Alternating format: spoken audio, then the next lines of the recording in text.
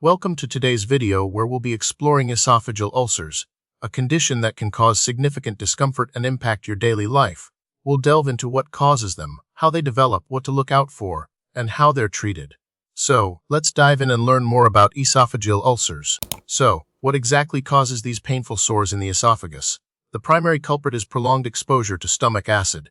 This is often linked to conditions like gastroesophageal reflux disease, or GERD, where stomach acid frequently flows back up into the esophagus. Other causes include infections, particularly those caused by herpes simplex virus or cytomegalovirus, especially in individuals with weakened immune systems. Certain medications, such as nonsteroidal anti-inflammatory drugs, or NSAIDs, and bisphosphonates can also irritate the esophageal lining and contribute to ulcer formation.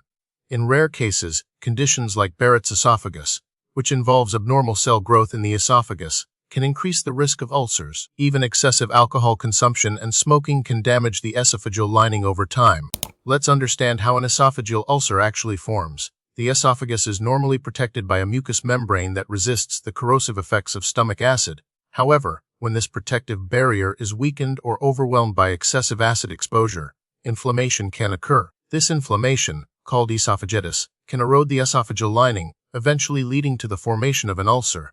The ulcer is essentially a break or open sore in the tissue.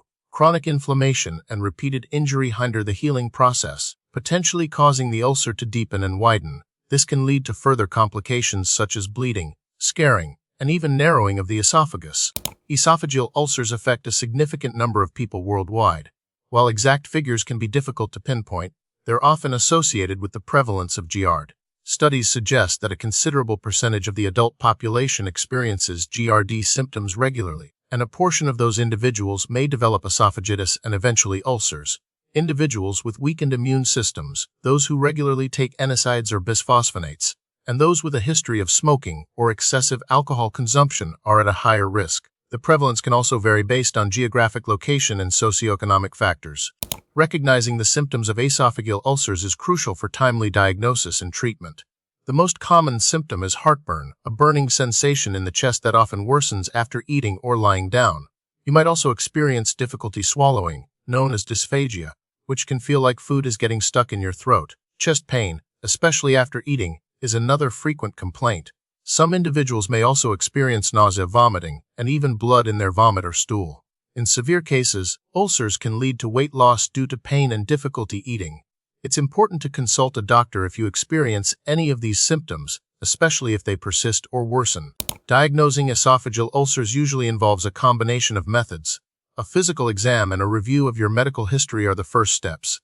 The most common diagnostic procedure is an upper endoscopy, where a thin, flexible tube with a camera is inserted into the esophagus to visualize the lining. This allows the doctor to directly see any ulcers or abnormalities. During the endoscopy, a biopsy, or tissue sample, may be taken for further examination under a microscope to rule out other conditions, such as cancer or infection. Other diagnostic tests, such as a barium swallow, might be used to assess the structure and function of the esophagus. Esophageal ulcers aren't typically classified into distinct types in the same way that some other medical conditions are.